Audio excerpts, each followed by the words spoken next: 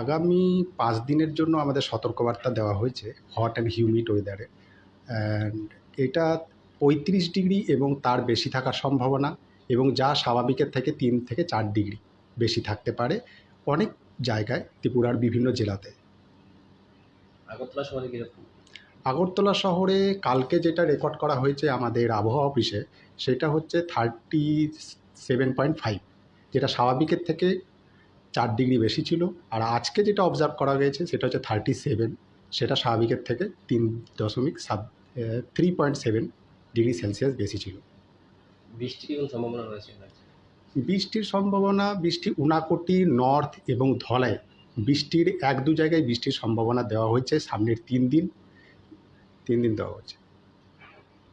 যারা ফিল্ডে কাজ করে তাদের জন্য কি তাদের জন্য আমাদের আবহাওয়া অফিসের পক্ষ থেকে যেটা সতর্কবার্তা দেওয়া হবে যে রৌদ্রে বেশি বেরোবেন না, বেশি পরিমাণে জল পান করুন, হালকা সুতির জামা ঢেলাঢোলা ব্যবহার করুন, এবং বাইরে বেরোলে মাথায় ক্যাপ ব্যবহার করুন, টুপি ব্যবহার করুন।